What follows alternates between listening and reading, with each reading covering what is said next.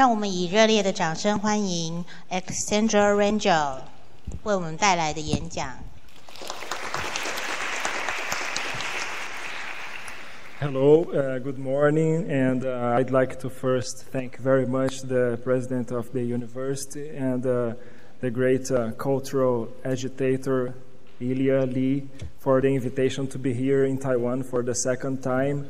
This is really a closure circle that comes all the way around because the work that I started here in Taipei in 2012 has come to not an end, but another step here with this performance that I made in the beginning of the morning.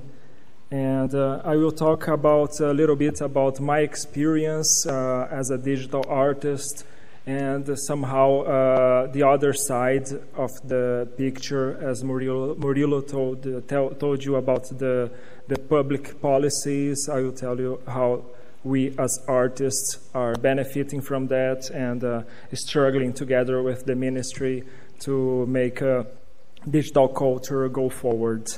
So my path as an artist has come from a long way. I have to thank very much my mother and my father because they gave me the opportunity to begin learning how to code and how to work with computers since the very early age of 12 years old.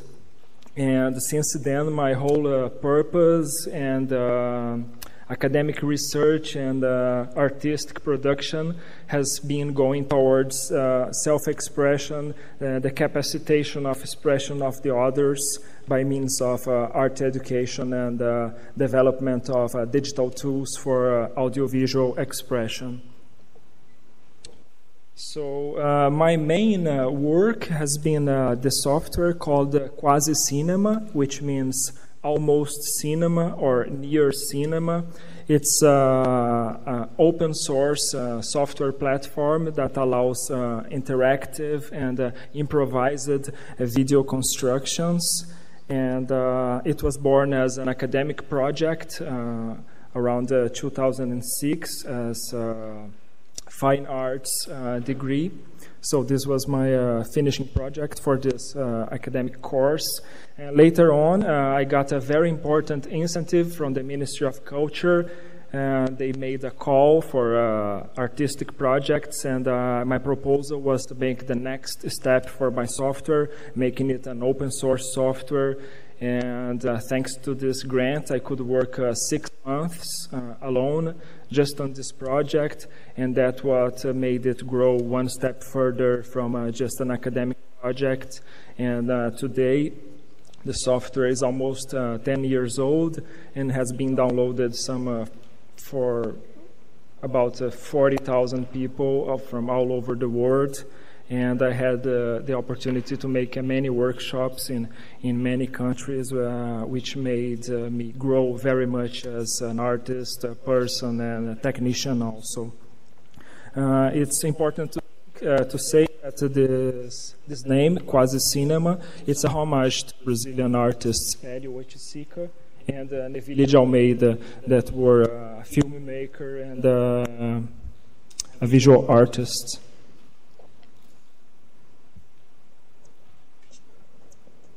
This was I'll show a little bit of the video of the workshop that I made in the National Arts University in Taipei in 2012. And very much is how I make these workshops. I start with introduction about the origins of this kind of expression that are experimental cinema, experimental video. So in the first part of this kind of workshops, I try to introduce these technologies to the students. And on a second moment, we go to the streets and we talk about many ways to gathering video materials. That was the time when I shoot the videos that I showed here today. And we always finish up then going back to the classroom and interpreting the works and in collaborative efforts between the students and the always ends with this kind of party or celebration when everybody has the opportunity to remix the images from everybody else, and that concept goes with them, and they kind of start to appreciate this mixture of their influences with other people's influences. About the new media culture in Brazil, we have actually a very great acceptance of experience, a focus on experience and invention. It has been present in Brazilian contemporary art since the 60s, as I told you about Hélio Oiticica and Ligia Clark. Oiticica talks very much about the invention and the openness to start a work without knowing where it will lead. This opens up opportunities for new and unexpected things. And together in this work, I'd like to introduce the concept of gambiarra, which is like technical improvisation. It's a fresh look to available resources. As you know, in Brazil, we don't have very much technological resources as you hear in Taiwan. So many people work with old computer and repurposed video equipment. So this openness to invention goes into the work. And the fruits that people and the society can get from that is that works like mine that started as an academic project can evolve to creative industries and even engineering and other business. So what can start as an artwork can very easily go into benefits for the society. What I showed today in the beginning of the morning, I wish I have another opportunity to show to you all that weren't present in the beginning of the morning, has very much to do with the gambiarra concept. Because as we have this concept of anthropophagy that started with cannibalism between the Indians, where Indians would eat the flesh of their enemies and then they would get their power. So this work is a kind of anthropophagic because it uses many pieces put together by me. First, we were seeing, I'm going to show a similar performance while I talk about it. First, we were seeing a code on the screen that was generating music. And that software that generates the music with a Ruby code, it's called Sonic Pi, and it's from an English researcher, Sam Aaron. And then on top of that, I built some new code on the processing development software that is American. And the images that we saw, the images of the gods and the angels, those are from an open initiative from the Rijksmuseum in the Netherlands, and they have a very well-organized database of images that are available to the public, not only for seeing, but they have this motto that is download and get creative. They say, oh, you can download these high-resolution images and print a cover for your cell phone or print a sticker for your car, whatever. We are legally allowed to make any derivative works from it. And by the way, the booklet that you received, it has all the source code for the music performance. So it's another way to distribute music by code. So if you download Sonic Pi, that's open source software, you can type the code that's in the booklet and it would replicate the music that I played on stage and alter it and study it further. And that comes to the concept of the remix. And as Lee Sig put, we have as human beings always been doing remix. When you go and get to know different cultures and we bring back those impressions back to our culture, that's always been a remix. So remix doesn't have to be technologically enabled. And by the means of remix, art gets a new push forward as a way of perceiving the world. So it is much more useful than just visual stimuli, so it can bring forward questioning and new concepts. And how are Brazilian institutions like museums and libraries getting a boost from these digital technologies? This is the National Museum in Brasilia, a very interesting building by architect Oscar Niemeyer, and it's one of the great 800 meters screen that we have the opportunity to project on whenever there's an exposition there. And the National Museum has this very good incentive for the collection, as all museums, preservation too, but the focus should be really put on the exhibiting what's collected. So the importance of not only building the digital archives, but making them easily accessible and possibly legally possible to make new uses of the images, videos, audios.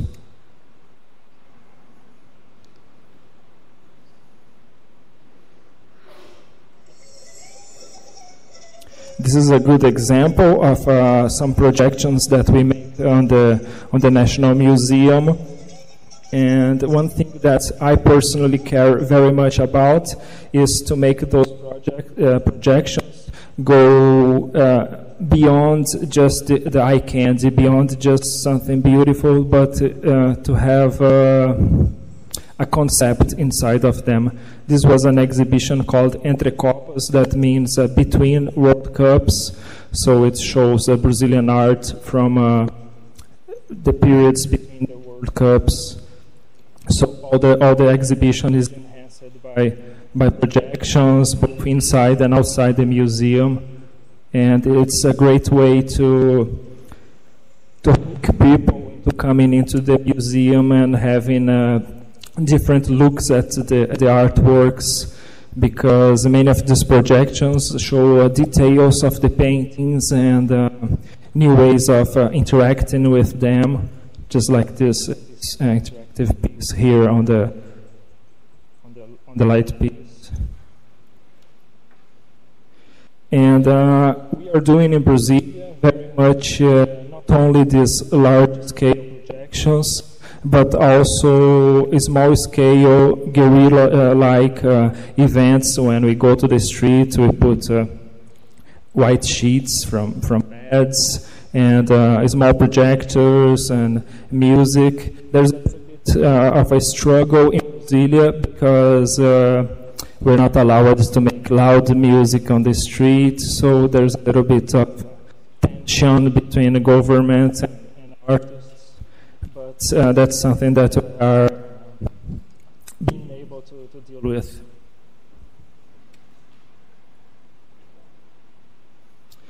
And as I said, these are great opportunities to reread the city, rewrite the city, and rewire the city, making new connections between the public artists with a music, video, and projects and projections.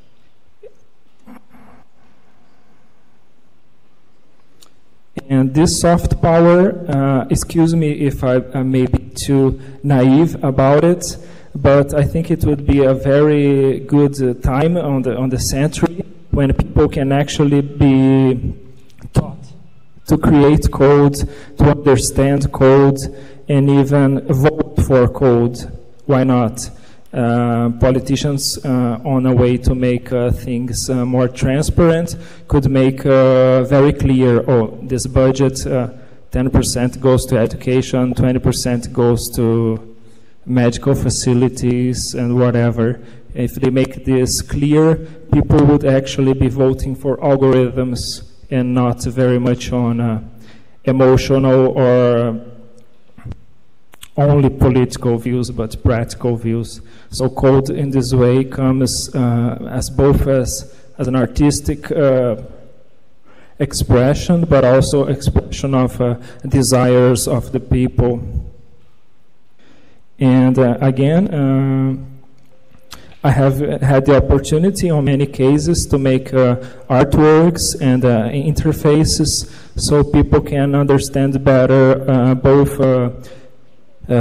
music and visual education, and children get really hooked about this. And I believe that in public spaces, if we make these hubs for showing digital art and digital content, it's a great way to enhance the public perception of what's being done by the government and the artists.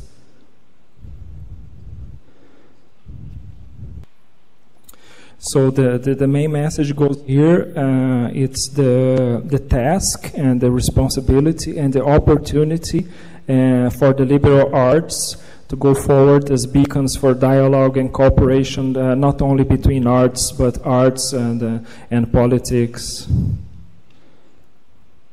And that's all. Thank you very much.